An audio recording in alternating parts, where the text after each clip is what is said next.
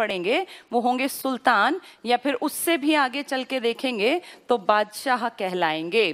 बादशाह, पादशाह, सुल्तान, ये शब्द अगर तुम महसूस कर पाओ तो ये हिंदी भाषा के शब्द नहीं हैं, ये अरबी और तुर्की भाषा के शब्द हैं।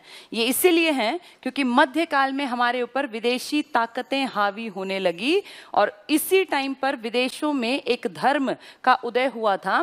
जब हमारे यहाँ गुप्तों का अंत हुआ ना 550 AD में, तो उसी के हेर फेर में मैंने आपको कहानी सुनाई थी पैगंबर मोहम्मद साहब की, कैसे 570 ईस्वी में पैगंबर साहब का जन्म होता है और 570 के बाद वो 40 साल मेहनत करके 610 AD में एक गुफा थी हीरा नाम की, वहां उन्हें ज्ञान की प्राप्ति होती है और यहीं से स्टार्ट हो जाता है एक नया धर्म जिसे आप कहते हैं इस्लाम धर्म। अब इसको सिर्फ सुन लो, ये मैं आज रिवाइज करा रही हूँ, आज स्लाइड्स पढ़ेंगे, आज फिर नोट्स बनाना तुम्हारे लिए आसान रहेगा। कोई भी इस टाइम ना कुछ भी टाइप मत किया करो, मैं नहीं देखती कभी मैसेज। अपनी एनर्जी को पूरी तरह फोकस करो सिर्फ यहाँ पर, ठीक है। जो बाद में मैसेज आते हैं ना मैं वो पढ़ती हूँ। लाइव चैट में कभी तुमने देखा है? कभी मैं देखती ही नहीं, ऊपर लगी हुई है स्क्रीन, मैं कभी नहीं हटाती नजर, क्योंकि मुझे देखना ही नहीं कि बच्चे क्या लिख रहे हैं। इस टाइम मेरा टारगेट सिर्फ एक है कि तुम 100% अपनी एनर्जी को एक जगह फोकस रखो कि टीचर क्या पढ़ा रहा है। ये गुड मॉर्निंग मैम बेशक मत लिखो, जब तक मैं नहीं आती ना तब तक लिख लिया करो, उसके बाद आपस में कोई चैट मत करो, मत लिखो, नहीं देख रही मैं और ना ही कोई इनको पढ़ने वाला, ठीक है। बाद में तुम्हें कोई भी डाउट है कमेंट सेक्शन में लिख दिया करो, मैं वो सारे कमेंट लगभग देख लेती हूँ। जो क्लास के बाद, जो क्लास के बीच में आते हैं ना वो नहीं देखती, बाद वाले देखती हूँ। चलिए, 610 ईस्वी में इस्लाम धर्म का उदय हुआ और पैगंबर मोहम्मद साहब, पैगंबर साहब भी कह देते हैं, पैगंबर मोहम्मद साहब भी इन्हीं को कहते हैं। ये वो आदमी है जो एक इंसान है लेकिन लोगों ने इनको एक दूत मान लिया। सेम ऐसे ही जैसे महात्मा बुद्ध को हमने भगवान मान लिया था, जैसे हमने महावीर स्वामी को भगवान का दर्जा दिया, इसी तरह ये अल्लाह के मैसेंजर मान लीजिए। इन्होंने, मुस्लिम कम्युनिटी मानती है कि हमें अगर किसी ने शिक्षित किया है, अल्लाह की बातों से अवगत कराया, तो वो पैगंबर साहब हैं, प्रॉफिट इन्हीं को कहते हैं अंग्रेजी में। और ये एक आदमी के रूप में है, लोगों ने देखा है, क्योंकि देखो ज्यादा पुराने तो है नहीं, 570 AD में जन्मे, ईसा पूर्व के नहीं है। महात्मा बुद्ध तो ईसा पूर्व के थे, महावीर स्वामी भी ईसा पूर्व के थे, और हमारे अगर हिंदू धर्म की बात करें सनातन, तो पता नहीं कितने हजार, उनका अस्तित्व ही नहीं पता कब से था, लेकिन इनको एक इंसान के रूप में लोगों ने देखा और इनके बारे में सब चीजें पता हैं कि ये कहाँ जन्मे, कब इनका जन्म हुआ, क्या डेट थी, कब ये कहाँ से कहाँ गए, कितनी एज में इनको क्या प्राप्ति हुई, पता हमारे बारे में भी है, बौद्ध और जैन के बारे में। लेकिन इनका लेटर स्टेज है, सबसे लेट है भाई, 7वीं शताब्दी है ना। ज्ञान प्राप्त जब हुआ, आप अच्छी तरह जानते हो कि जब भी 600+ होगा, शताब्दी हमेशा एक आगे बोली जाती है, तो ये 7वीं शताब्दी में इनका उदय हुआ है। किस धर्म का? इस्लाम धर्म का। और कितनी अजीब बात है, महज 100 सालों के छोटे से एक टाइम पीरियड में ये इस्लाम धर्म फैलता चला गया। मैंने आपको पूरी तरह से मैप ड्रॉ करके अरब कंट्रीज की लोकेशन दिखाई थी, कैसे अफ्रीका से जुड़ा हुआ है वो इलाका, कैसे एशिया से जुड़ा हुआ है, इनके मध्य में पड़ता है। और यहाँ एक छोटी सी जगह है मक्का, जहाँ पैगंबर मोहम्मद साहब का जन्म हुआ, और मक्का में ही हीरा गुफा पड़ती है, एक केज मान लीजिए, जहाँ इन्होंने मेडिटेशन किया और जैसे जब तक करके इन्होंने ज्ञान हासिल कर लिया, और उस ज्ञान को फिर इन्होंने अपने इलाके में लोगों के बीच में पहुंचाया। 610 का ये ज्ञान 622 तक ये यहीं रहे मक्का।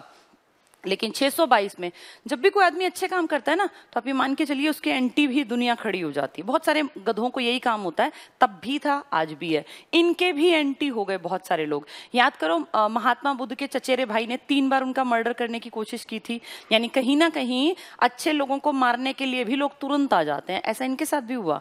मोहम्मद साहब की भी डेथ नेचुरल नहीं थी, और इनके दामाद अली की भी डेथ जो है नेचुरल नहीं थी। तो मोहम्मद साहब जो है 622 तक अपने इलाके मक्का में रहे, और फिर फाइनली यहां से यात्रा करते हैं 24 सितंबर 622 से, और 632 10 साल बाद इनकी डेथ भी हो जाती है। जो ये 10 साल इन्होंने काटे, ये जिस जगह पे काटे उसे मदीना कहा जाता है। मक्का और मदीना की आज भी तीर्थ यात्रा जैसे हिंदू करते हैं ना, हमारे जो पिलग्रिमेजेस हैं वो हरिद्वार जाते हैं, केदारनाथ जाते हैं, ऐसे ही इस्लाम धर्म को मानने वाले जो मुसलमान हैं, ये मक्का और मदीना को बहुत ज़्यादा ये मानते हैं कि भाई यहाँ गए तो एक तरह से अल्लाह तक हमारी पहुँच बन गई। जैसे हम मानते हैं कि हरिद्वार में जाके गंगा में डुबकी लगा लो तो सारे पाप धुल गए, ऐसे ही इनकी मान्यता है। मुसलमान शब्द का अर्थ मैंने बताया था, मुसल्लम, मुसल्लम जमा ईमान, यानी ऐसा व्यक्ति जिसका ईमान पुख्ता हो, स्ट्रांग हो, जो अपने ईमान से ना डिगे। हम भी तो हिंदू धर्म में यही कहते हैं, ईमानदार बनो। ये सेम बातें सब धर्मों का निचोड़ है। कोई ये नहीं कहता लड़ो कटो मरो, कोई हिंसा की बात नहीं करता। असली मुसलमान जो है ना, वो अपने ईमान पे खड़े रहते हैं, वो ईमान से नहीं डिगते, जो पुराने टाइम के लोग थे। अब धीरे धीरे हिंदुओं ने अपनी कट्टरता पे आ गए और मुसलमान, जिस कारण ये लड़ाई झगड़े हैं। अदरवाइज बेस सबका एक जैसा है। किसी के भगवानों ने नहीं कहा था कि लड़ना और मरना है, ठीक है। इस्लाम धर्म की ग्रोथ बहुत स्पीड से हुई और महज 100 सालों में 610 में तो ये इस्लाम धर्म आया था और 711-12 में ये इंडिया के लगभग एंट्री तक पहुंच गया। आप समझ गए होंगे अल हज्जाज की कहानी जो मैंने सुनाई थी। अल हज्जाज कौन था? अल हज्जाज एक आदमी है जिसका भतीजा, अल हज्जाज का ही भतीजा तो है, जिसने पहला इंडिया पर आक्रमण किया, पहला मुस्लिम आक्रमणकारी जो कि अरब था। ये मुसलमान दो मेन इलाकों से आते थे ना, या तो अरब कंट्रीज से या तुर्की साइड से, तो इसलिए इनको अरबी आक्रमणकारी कहते हैं और तुर्क आक्रमणकारी कहते हैं। दोनों कम्युनिटी एक ही हैं, दोनों मुसलमान हैं। एमडी लिखते हैं मोमडन के लिए, जैसे मोहम्मद साहब है ना एमडी, उन्हीं से यूज करते हैं। तो मोमडन लोग मेनली दो तरह के अटैकर्स थे, एक अरब कंट्रीज वाले, एक तुर्की। ये हमारे ही ऊपर क्यों अटैक करते थे और क्या इन्हें हमारे बारे में जानकारी थी? बिल्कुल। अरब का व्यापार आज का नहीं है। ऐसा नहीं कि 7वीं शताब्दी में अरबियों का और हमारी तालमेल बैठा या इन्होंने हमारे ऊपर अटैक किया। ये बहुत पुराने टाइम में, जब हड़प्पा का टाइम था ना, उसके हेरफेर में भी, आपको याद होगा हड़प्पा के टाइम में भी व्यापार होता था, याद है। और नील नदी की जो सभ्यता थी अफ्रीका के इलाके में, मेसोपोटामिया, दजला, फरात, ये सब मैंने पढ़ाया हुआ है।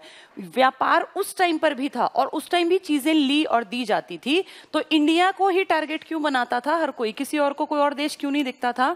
क्योंकि इस व्यापार से ये बात पूरी दुनिया में फेमस थी, जहां जहां व्यापार था, कि भारत एक बहुत समृद्धशाली देश है, यहाँ चीजें बहुत ज्यादा हैं। चाहे चंदन की लकड़ी की बात कर लें, चाहे हीरे की बात कर लें, या मसाले की बात कर लें, या सूती कपड़े के कपास की बात कर लें। आप ये देखो, कोई ऐसी चीज नहीं है जो इंडिया के पास ना हो। लौंग, इलायची, मसाले, काली मिर्च, यानी अथाह चीजें हैं इंडिया के पास। रिच कंट्री है इंडिया, और ये बात हमें बताने की जरूरत नहीं है, क्योंकि प्राचीन व्यापार से ये बातें सब लोग जानते थे।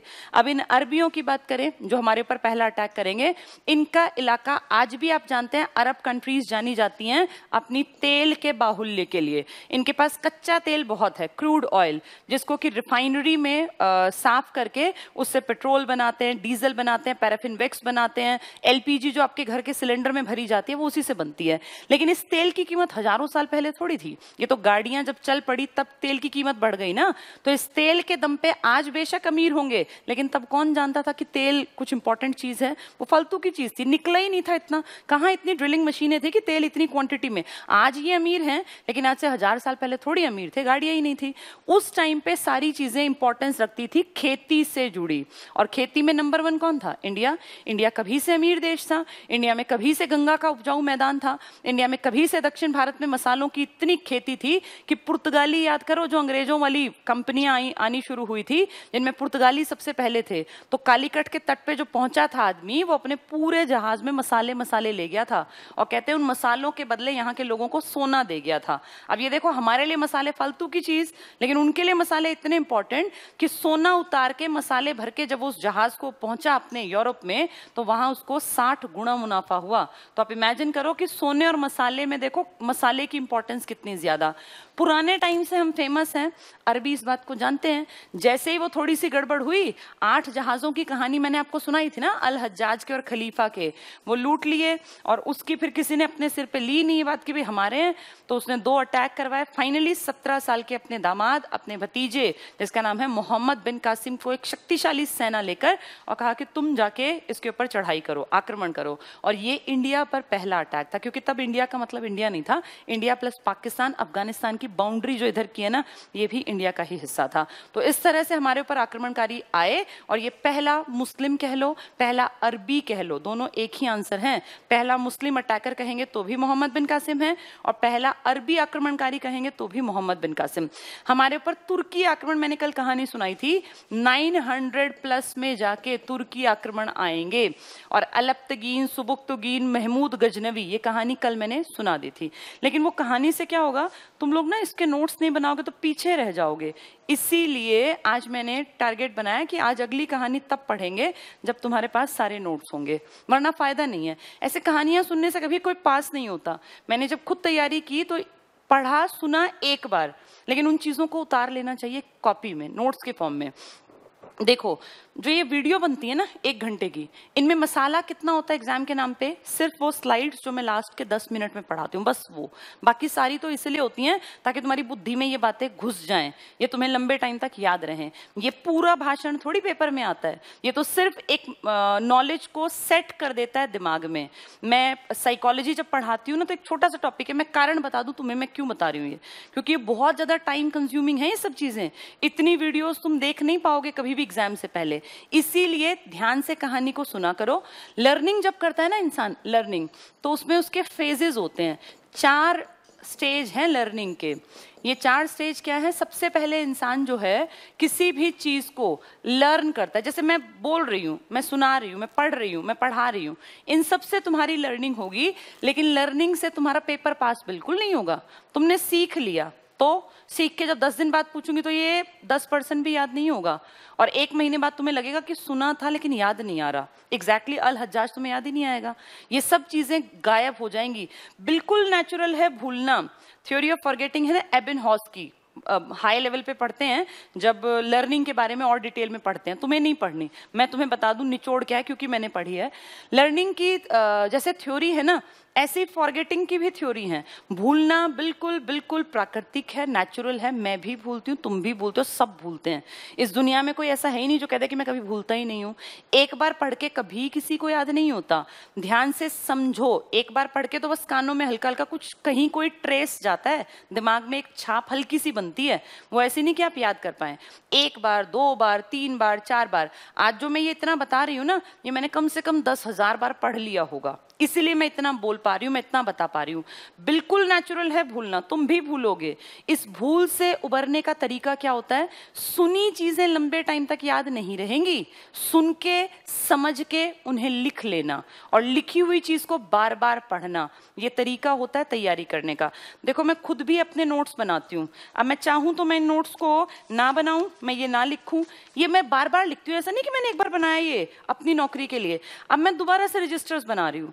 2-2 साल में मैं अपनी चीजों को एनहांस करती जाती हूँ। 2018 में काम किया था अपने ऊपर, अब 2020 में फिर से खाली हूँ, फिर से डिटेल में काम कर रही हूँ। मैंने अब में लॉकडाउन में 5 से 6 रजिस्टर भर दिए, 6ठा कल स्टार्ट कर दिया, 6ठा रजिस्टर किया। क्या उनमें पुरानी सारी चीजों में और एडअप कर लिया। जितनी पुराने नोट्स थे ना उन सबको अब मैं नहीं देखूंगी, मैंने उन सबके समेत एक्स्ट्रा पॉइंट्स लिख लिए। और ये हर टीचर करता है, तभी टीचर सस्टेन कर पाता है। जो एक बार पढ़ के बैठ गए ना टीचर, उनसे तो बहुत आगे बच्चे निकल जाएंगे। ये तो रोज की कहानी है, रोज चीजें पढ़ना। आज जो नोट्स बनाए हैं मैंने, अब वो 2022 तक पुराने नहीं होंगे, लेकिन 2022 में मुझे फिर से मेहनत करनी पड़ेगी। पढ़ना इनको 2 साल लगातार पड़ेगा। ऐसा नहीं कि अब बना लिया, अब मैं मुझे पढ़ना नहीं, मुझे रोज पढ़ने हैं ये। मैं रोज क्लास लेने से पहले 1.5 घंटा पढ़ती हूँ, चीजें और ज्यादा देखती हूँ कि और क्या बेहतर हो सकता है, और क्या बताऊं जिससे कि बच्चों को याद रहे, कैसे आसान बने। तो तुम्हें किसी को पढ़ाना तो नहीं है, लेकिन खुद तो पढ़ना है। लर्निंग के बाद दूसरा स्टेज होता है रिटेंशन। रिटेंशन का मतलब होता है आप चीजों को दिमाग में कैसे सेट करोगे। ये बहुत इंपॉर्टेंट बात बता रही हूँ, तुम्हारी लाइफ लॉन्ग काम आएगी, इस चीज को समझ लेना। एक चीज मैंने सुन ली, तुमने सुन ली, मैंने पढ़ ली, तुमने पढ़ ली, वो लर्निंग तो हो गई, लेकिन उस लर्निंग का फायदा क्या अगर हमें पेपर के टाइम पे याद ना आए और हमें लगे यार सुना था लेकिन अब तो याद नहीं है।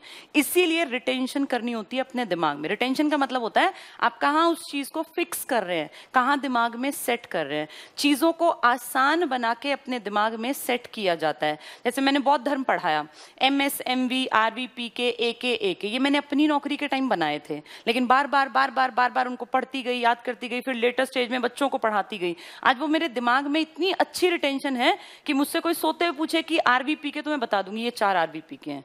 कारण वो इस तरह से दिमाग में सेट कर लिया। एक एग्जांपल देती हूँ, ये मैं क्लास में बताती हूँ।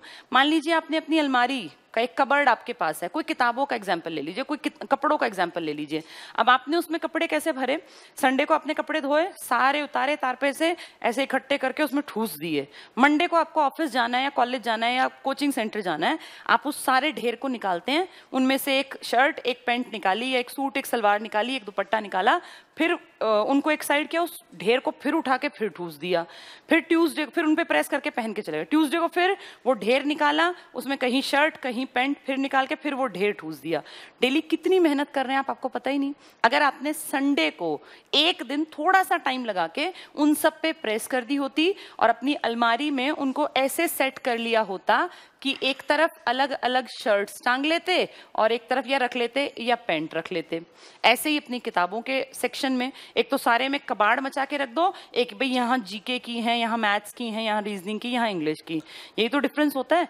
वो आदमी जो रोज उस ढेर को निकालता है, ढेर एनर्जी वेस्ट करता है। ऐसे ही बहुत सारे लोग हैं, सालों साल पढ़ेंगे, सालों साल पढ़ेंगे, रिटेंशन नहीं करेंगे, दुनिया भर की लर्निंग करेंगे, रिटेंशन नहीं होती। और जिसमें रिटेंशन नहीं है ना, टाइम आने पर वो कभी भी चीजों को रिकॉल नहीं कर पाता।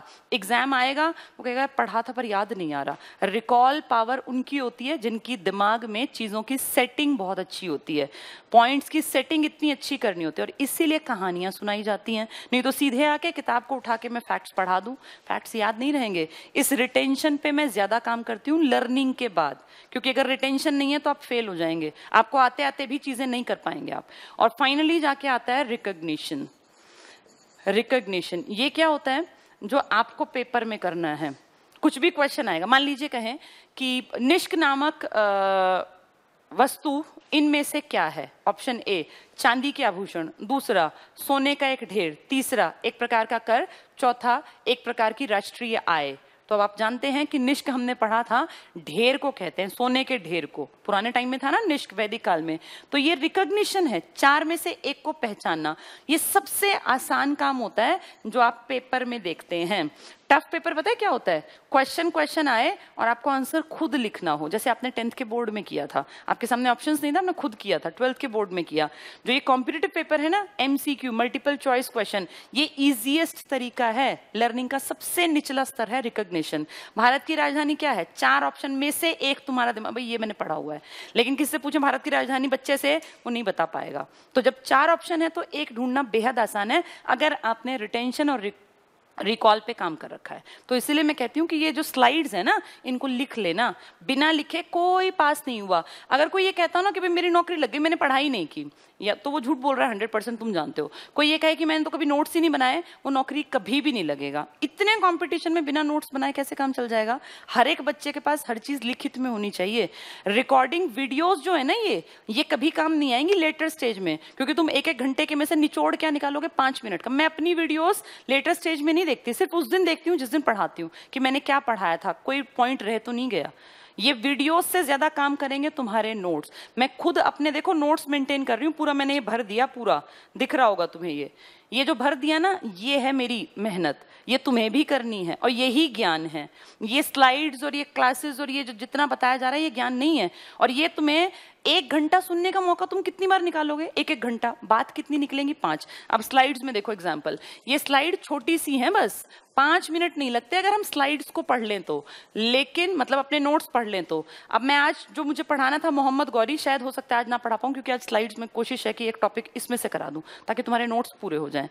जो टॉपिक मैं पढ़ाऊंगी ना, वो असलियत में लिख के 5 मिनट का है, और तुम्हें पेपर से पहले 5-5 मिनट में ही रिवाइज करना है। तो इनकी इंपॉर्टेंस है नोट्स ढंग से बनाना। देखो, इस्लाम धर्म है मध्यकाल की स्टार्टिंग में ही, और इसीलिए इस काल को अलग पढ़ते हैं। अगर इसमें हिंदू ही पढ़ाने होते, बौद्ध ही पढ़ाने होते, तो प्राचीन ही ना पढ़ाते रहते। क्यों मध्यकाल आया, क्योंकि नया धर्म आया, सब चीजें बदल जाएंगी। तो मध्यकाल में इस्लाम धर्म का उदय हुआ। इस्लाम धर्म अपनाने वाले, उनके अनुयायी कहलाते हैं मुसलमान। अर्थ का मतलब पवित्रता। जैसे बुद्ध का मतलब क्या था, एनलाइटेंड, जिसको बहुत ज्ञान आ गया हो। याद होगा ना जिन, और ये वर्ड पढ़ाए थे मैंने, कैवल्य, कैवलिन, ऐसे ही यहाँ वर्ड पढ़ा रहे हैं। इसका अर्थ, इस्लाम का मतलब क्या है, पवित्रता, प्योरिटी, पायसनेस। अनुयायी क्या कहलाते हैं, मुसलमान। किन शब्दों से बना, मुसल्लम जमा ईमान, यानी जिसका ईमान सच्चा हो, उसी को कहते हैं मुसलमान। नेक्स्ट देखो, पैगंबर मोहम्मद साहब, इन्होंने ये शिक्षा दी है जनता को कि अपने ईमान को पुख्ता रखो, सच्चा रखो। पिता थे इनके अब्दुल्ला, इनकी माँ अमीना, इनकी पत्नी खादिजा। क्या बताया था, इन्होंने खुद उस टाइम पे एक विधवा से शादी की थी। ये इनका बड़प्पन था कि विधवा से शादी की इन्होंने। खादिजा नाम की महिला, 25 साल में विवाह हुआ था पैगंबर मोहम्मद साहब का, जब वो 25 ईयर्स के थे। हमने पढ़ा था ना, महात्मा बुद्ध की भी शादी पढ़ी थी। क्या नाम था उनकी पत्नी का, यशोधरा। और हमने पढ़ा था महावीर स्वामी की भी पत्नी थी यशोदा, उनकी बेटी थी अणोजा, और उनका बेटा था, क्या नाम था उसका, राहुल। राहुल मतलब बंधन।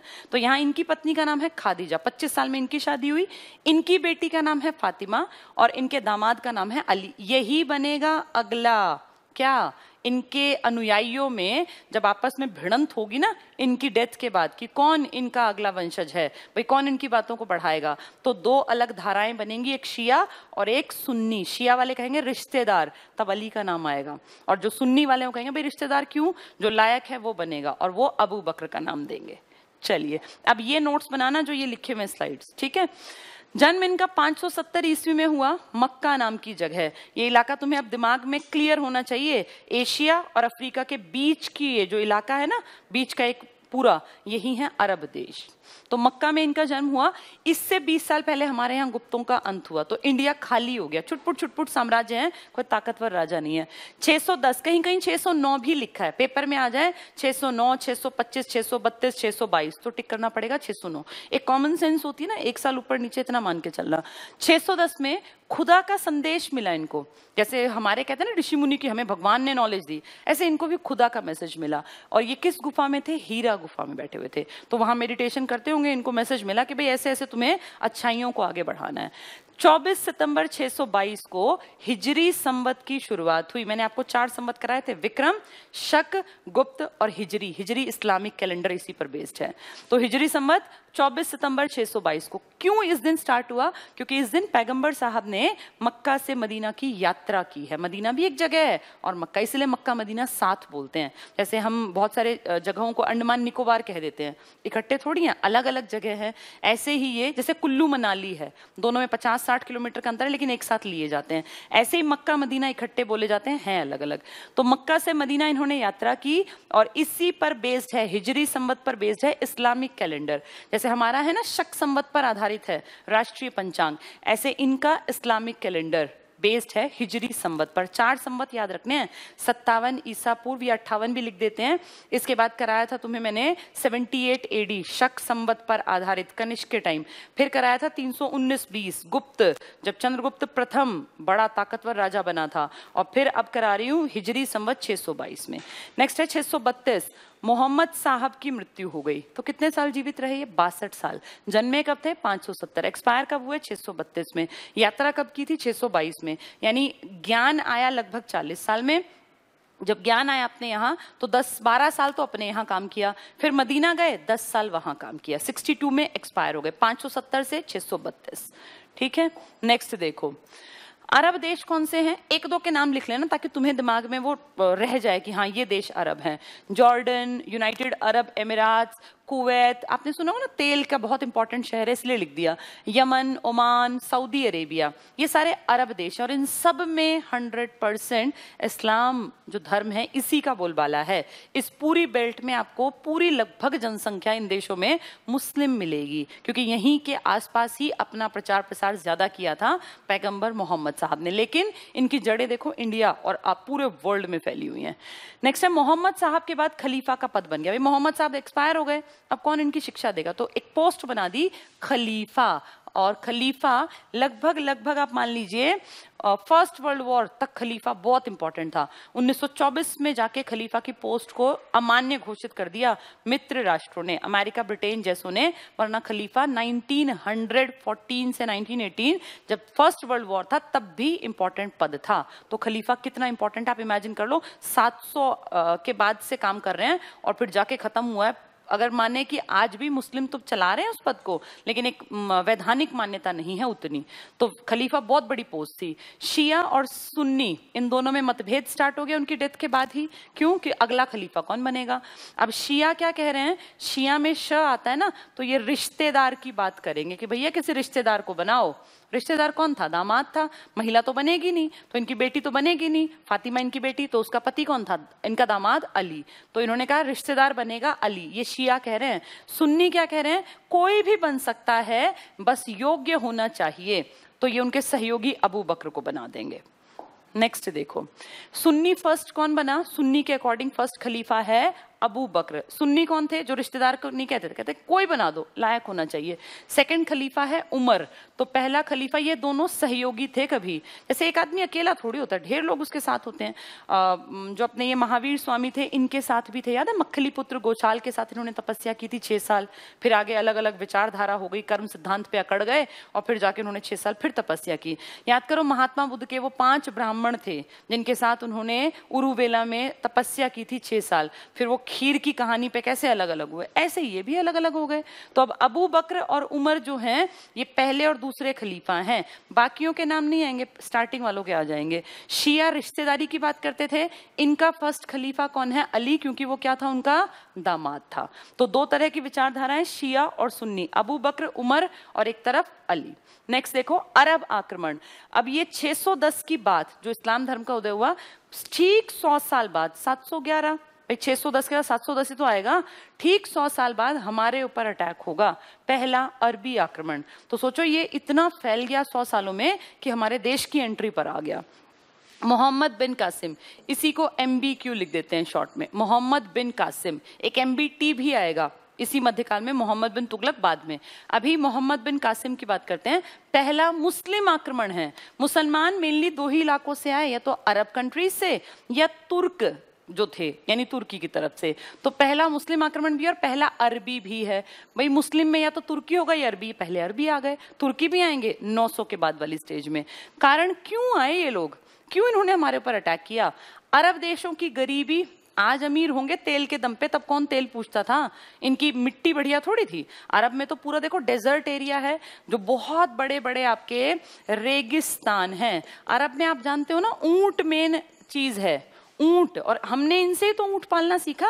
यहाँ खजूर की खेती होती है, आप अच्छी तरह जानते हो। डेजर्ट में खजूर मिलेगा, ऊंट मिलेगा। पानी की कमी है यहाँ, मिट्टी रेतीली है, तो क्या पैदा करेंगे मिट्टी में? कुछ भी नहीं। ना यहाँ कपास पैदा होना बढ़िया, ना यहाँ गेहूं होने, ना चावल। तो एक तरह से भूखमरी का इलाका था उस टाइम पर। अमीर नहीं थे ये लोग, अमीर तो ये अब बन गए तेल के कुएं मिलने के बाद। लेकिन जब तक तेल की इंपॉर्टेंस नहीं थी, तब तक इनके पास कुछ भी नहीं था। ये भूखे मरने की कगार पर थे, तभी ये अटैकर्स थे।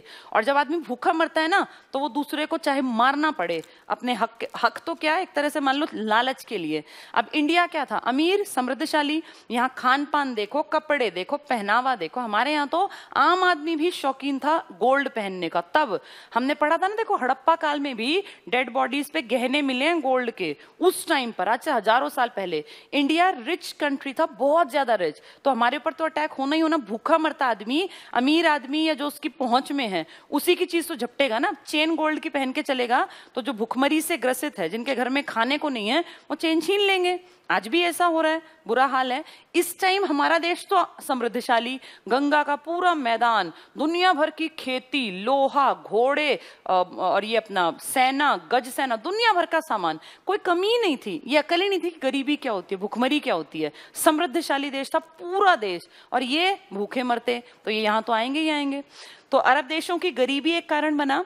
मिट्टी उपजाऊ नहीं थी इनकी। भाई रेत है तो मिट्टी कहाँ से आएगी? मिट्टी तो हमारी उपजाऊ थी। पंजाब का इलाका देख लो, पाकिस्तान का इलाका, इंडिया का उत्तरी भारत, पूरी ये बेल्ट देख लो। आज इतने 1000 साल बाद हमने कितना कुछ यूज कर लिया, हमने प्रकृति का कितना दोहन कर दिया, तब भी हम सबका पेट भरती है ये धरती। दुनिया की दूसरी बड़ी आबादी लेके बैठे हैं, लेकिन कभी भी भूखमरी का, भगवान की दया से कभी ऐसा नहीं सुना कि इतनी भयानक भूखमरी है। गरीबी है, उस गरीबी का कारण है भ्रष्टाचार। आज भी इंडिया की इकोनॉमी वर्ल्ड में 5वीं छठी रहती है, यानी पैसे की कमी नहीं है। और सोचना जरा, ये आज से हजारों साल पहले की बात करें, कितनी समृद्धि थी इंडिया में जब तक अंग्रेज नहीं आए थे। ये यहाँ आए, लूट के ले गए, लेकिन हमारे ऊपर असर थोड़ी पड़ा। हम पे कभी असर नहीं दिखता था इनका। मिट्टी उपजाऊ नहीं थी इनकी। प्राचीन काल का व्यापार, बताया ना मैंने, व्यापारी थे। हमारे और अरब के बीच में तब भी व्यापार था, हमारे और मेसोपोटामिया के बीच में, ये सुमात्रा, जावा, सब हमारे साथ व्यापार करते थे। और सब जानते थे कि इंडिया अमीर है। तो वो जो पहचान थी ना इंडिया की अमीरी की, वो अब नुकसान करेगी, क्योंकि अब ये अटैक करेंगे, भूखे मरते। भारत की समृद्धि कारण बनी। जैसे कारण क्या है, क्यों हमारे ऊपर अटैक हुए? गरीब के ऊपर कौन अटैक करेगा? अमीर से चीजें छीनी जाएंगी। तो भाई हमारी समृद्धि के कारण प्राचीन काल में हमारा व्यापार बहुत रिच था, मिट्टी उपजाऊ नहीं थी, और अरब देशों की गरीबी, रेगिस्तान, ऊंट लेके बैठे थे। ऊंट से क्या करना है? हमारे यहाँ गाय देखना, पुराने वैदिक काल में भी गाय थी, अघन्या, दूध और दही और ये सब चीजें तो हमारे प्राचीन काल से चली आ रही है, हम रिच थे बहुत। अब देखो व्यापार, जो प्राचीन काल का व्यापार था, भारत से क्या ले जाते थे ये लोग और भारत में क्या दे के जाते थे, जिनके बिना भी हम ठीक ठाक चल सकते थे। भारत से देखो जाता क्या था? मसाले, काली मिर्च, लौंग। आज से नहीं, अंग्रेजों पुर्तगालियों से नहीं, प्राचीन काल से भी हमारे इंडिया से। मैंने आपको इंडिया का मैप ड्रॉ करके बताया था कि कैसे कैसे इंडिया से व्यापार होता था। देखो कल परसों जब पढ़ा रही थी तो मैंने आपको एक आइडिया दिया था।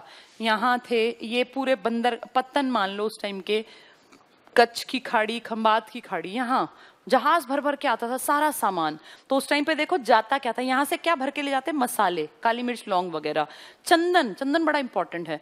चंदन की लकड़ी मैंने बताया था ना कैसे एक एक सोल्जर खड़ा कर रखा है। आज 2019 में मैं गई थी नवंबर में, एक एक सिपाही की ड्यूटी एक पेड़ के पास, उसको पूरी रात पेड़ के पास रहना है। उसको पेड़ जैसी ड्रेस पहना दी, क्यों? क्योंकि वो चंदन का पेड़ है। एक पेड़ पे सरकार एक सैनिक खड़ा कर रही है, तो चंदन की कीमत लगा लो कितनी होगी। इसी में तो था वो वीरप्पन, जो चंदन की लकड़ी की तस्करी करता था, पीछे मारा गया था ना कई साल पहले। चंदन की लकड़ी के कहते हैं सोमनाथ मंदिर जो था ना, मैंने जिसकी कल पूरी कहानी बताई थी, उसकी एंट्री गेट पर बहुत बड़े बड़े दरवाजे थे चंदन की लकड़ी से बने हुए। तो ऐसा कहा जाता है, पता नहीं ये सच्ची बात है कि झूठी, कि जब वो आया था ना 1025 में, कौन? महमूद गजनवी, तो वो मैंने बताया था कल वो कैसे शिवलिंग तोड़ा और क्या क्या उसने किया।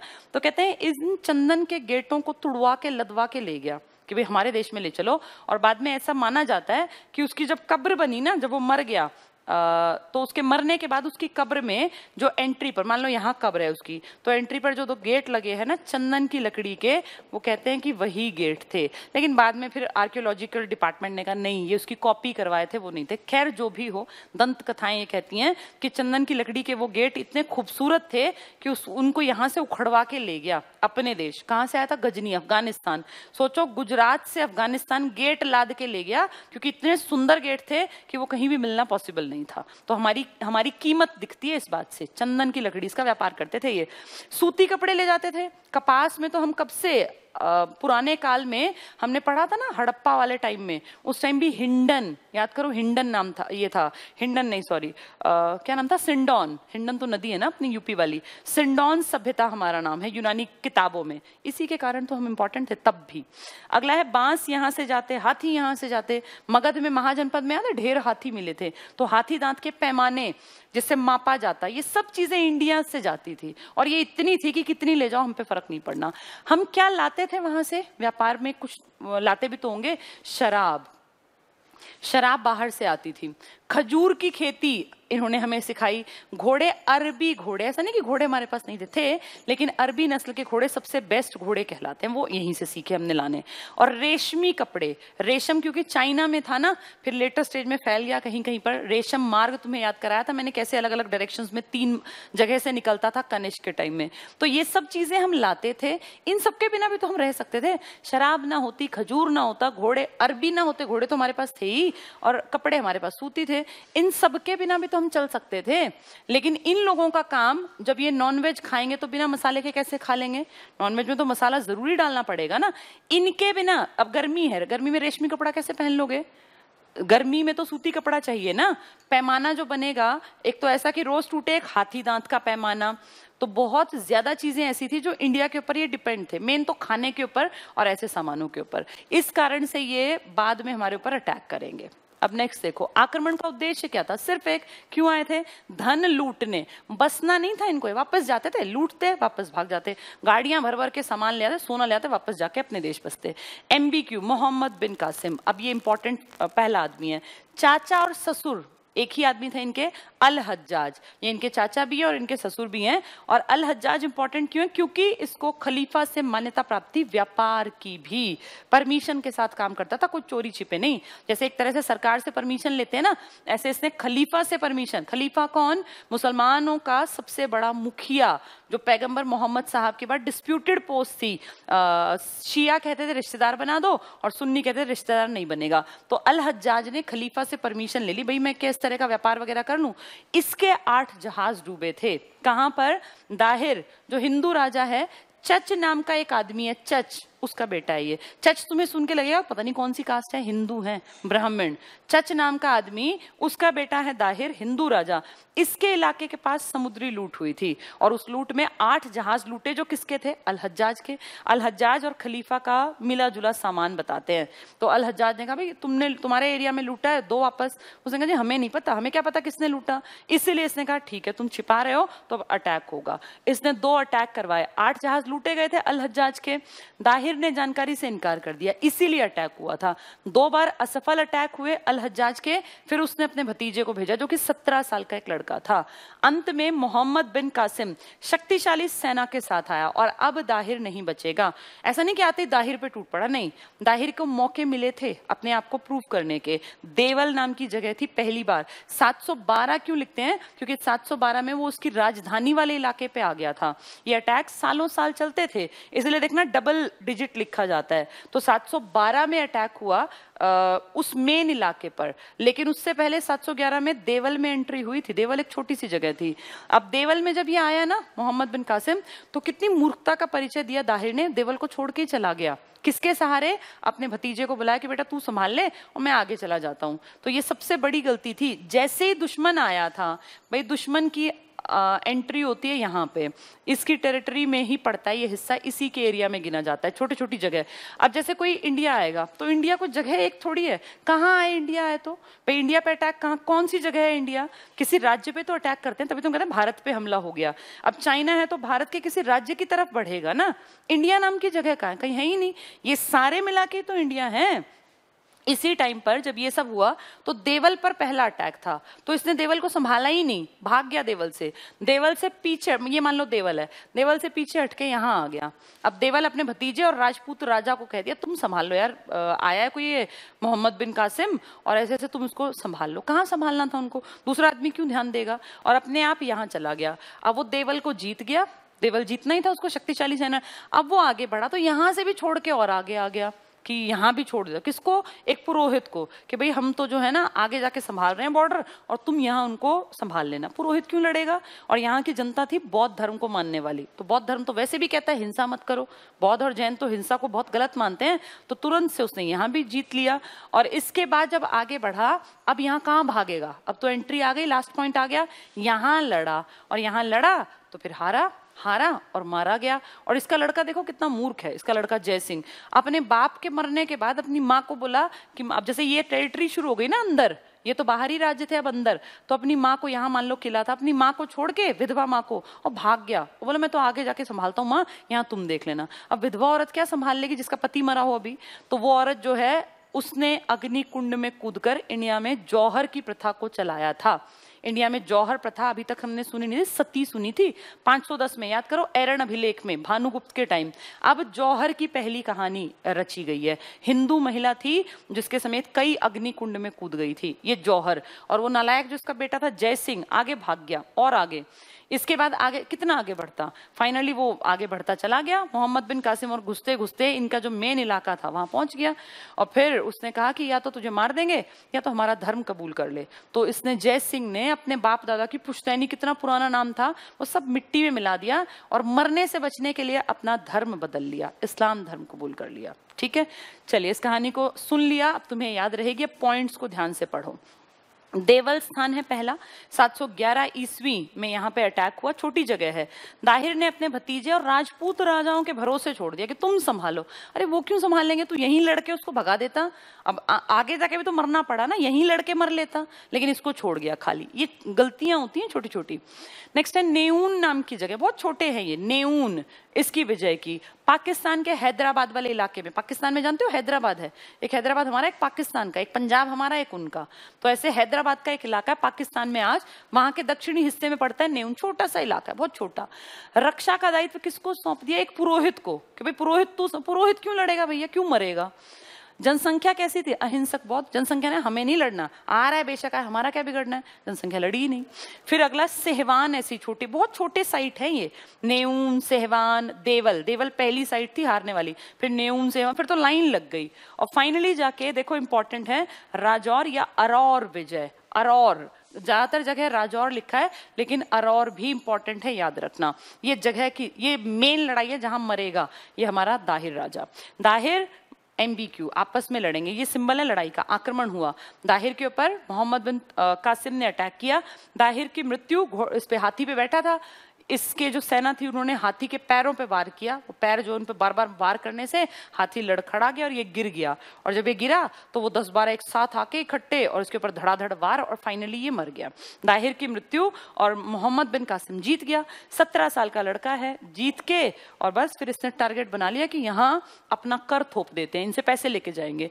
जय सिंह जो किसका बेटा है? दाहिर का पुत्र। इसने विधवा माँ को छोड़कर आगे बढ़ गया। देखो इस मूर्ख को, जैसा गलती इसके पिता ने की, इसने और आगे बढ़ के गलती की, अपनी माँ को छोड़ के आगे बढ़ गया। माँ ने फिर क्या किया? क्या करती माँ? जब भाई राजा ही कुछ नहीं कर पाया तो माँ क्या करेगी? तो जौहर व्रत में अग्निकुंड में कूद गई थी दाहिर की पत्नी, पहला एग्जाम्पल है। दाहिर की पत्नी ने फर्स्ट उदाहरण है ये जौहर का, ये पूछ लेते हैं एग्जाम में। सती का एग्जाम्पल क्या दोगे? एरण अभिलेख, जिसमें लिखा हुआ है भानुगुप्त के टाइम में पहली सती प्रथा, और अब 712 में जौहर का पहला एग्जाम्पल है। MBQ, 17 साल से बड़ी सभी लोगों का कत्ल करवा दिया। इसने क्या कहा कि जितने लोग 17 से ऊपर है ना, मतलब मेरी एज से ऊपर है, उन सबको मार दो, सारे आदमी मार दो। फिर जबरदस्ती इस्लाम कबूल करवाया जनता से। जनता को बोला जबरदस्ती है तो इस्लाम मानो, नहीं माने तो टैक्स दो। अब टैक्स क्यों भरे जनता ने कहा ठीक है भैया, टैक्स भरने से बढ़िया हम इस्लाम धर्म में तब्दील हो जाते हैं। सिर्फ ब्राह्मणों को छोड़ा, महिलाओं को, बच्चों को और अपंग को, बाकी सबसे टैक्स लिया जिन्होंने इस्लाम नहीं कबूला। तो देखो क्या किया? जजिया कर, बहुत इंपॉर्टेंट है ये, वेरी इंपॉर्टेंट में जजिया कर लगाया गैर मुस्लिम जनता पर। अब डरती दबती गरीब कोई परेशान आदमी क्या करेगा? धर्म ही बदलेगा और क्या करे। ब्राह्मणों को छोड़ दिया, स्त्री और बच्चे छोड़ दिए, और अपंग इनको कह दिया तुम जजिया मुक्त। बाकी सब भाई बच्चे वैसे भी टैक्स क्यों भरेंगे, औरतें कौन सी कमाती थी, कौन सी ऐसी कमाई थी, अपंग तो वैसे ही कुछ नहीं कर पाएगा। ब्राह्मणों को बस ध्यान रखो मेन छोड़ा, बाकी सबसे टैक्स लिया। जो भी अगर इनके अलावा कुछ है ना, या तो मुसलमान हो या ब्राह्मण हो, इनसे अलग कुछ है तो टैक्स दो। दाहिर का पुत्र कौन था? वो जय सिंह, जो अपनी विधवा माँ को छोड़ के भाग गया था, ने भी इस्लाम कबूल कर लिया। जिंदा रहना देखो उसको कितना जरूरी लगा कि अपनी माँ को भी मरने दिया, बाप को भी मरने दिया, खुद भागता रहा। कहीं ना कहीं पिताजी की भी गड़बड़ थी। पिताजी कहते कि चल वहां देवल में संभालेंगे, बाप बेटा मरते मर जाते, लेकिन ये देखो ना कितनी बेइज्जती आगे आगे हुई। तो इसने भी इस्लाम धर्म कबूल कर लिया। चचनामा एक बुक है जिसमें ये सारी, चच क्यों है इसका नाम? चचनामा, तो चच की जानकारी है सारी। और चच कौन था? दाहिर के पिताजी, यानी जय सिंह के दादा हैं चच नाम के आदमी। हिंदू ब्राह्मण परिवार है, ये नाम से तुम्हें लगेगा कुछ और है, लेकिन ये ब्राह्मण है, हिंदू। और ये सिंध अफगानिस्तान तक की टेरिटरी पर इनका कब्जा था। ये ताकतवर खानदान था, लेकिन ये जय सिंह ने देख लो क्या किया, सब कुछ खत्म हो गया। भारतीयों ने खजूर की खेती करनी सीखी। आज तक देखो हम लोग सर्दियों में खजूर खाते हैं, तो जब भी अब खजूर की रेहड़ी देखो तो ये याद करना ये अरबों से सीखा हमने। ऊंट पालना अरबों से सीखा, क्योंकि वो रेगिस्तान था ना, उनको तो ऊंट और खजूर ही मिलते थे। हमारे यहाँ वो आए थे अटैक करने, पैसा लूटने। ठीक है, चलिए ये इतनी आपको स्लाइड्स बनानी है यहाँ तक की, ये सारी स्लाइड्स आपके काम की हैं।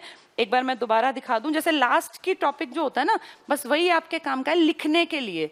पढ़ना आपको पूरा होता है। अब देखो जैसे पहला है ये, इसके बाद कई बार बच्चे कहते हैं कि लास्ट में फोटो क्लिक करने के लिए दे, ये तुरंत हटा रही हूँ। इस तरह की स्लाइड्स को ही तुम अपने नोट्स में लिख लेना, जो मैंने स्लाइड्स बनाई हैं। ठीक है, ये तुमने फीड कर दी भाई आज वाली? ठीक है, ये लिख लेना। अब तो जैसे मैंने कटिंग वगैरह कर दी, जब ये मैंने पढ़ाई है तो ये साफ थी, और उनको वैसे ही उतार लेना। ठीक है, ये 12 स्लाइड्स थी आपके काम की, बस ये तो मैंने सारा वापस समझाया था। ठीक है, तो ये बच्चों पढ़ने का अपना तरीका बनाओ सभी लोग। कल परिमल सर ने पुरानी सारी क्लासेस हटवा दी थी, मेरी भी बहुत सारी, और मेरे ख्याल 15 जून से पहली क्लासेस हटवा दी गई है। इसका कारण बताती हूँ क्यों हटवाई। बहुत सारे बच्चे ना काम ही नहीं कर रहे, बहुत सारे बच्चे ऐप ले लिया लेकिन पढ़ते ही नहीं। अगर ऐप लेके भी नहीं पढ़ोगे तो पेपर कैसे पास करोगे? सिर्फ ऐप लेने से कोई पास नहीं होगा। रोज कह रहे हैं, रोज पढ़ो, रोज नोट्स बनाओ। जो भी मैं पढ़ा रही हूँ ना, इसके नोट्स बना लिया करो। ज्योग्राफी की PDF मिल जाती है तुम्हें, मैथ्स के क्वेश्चंस मिल जाते हैं, इन पे रोज काम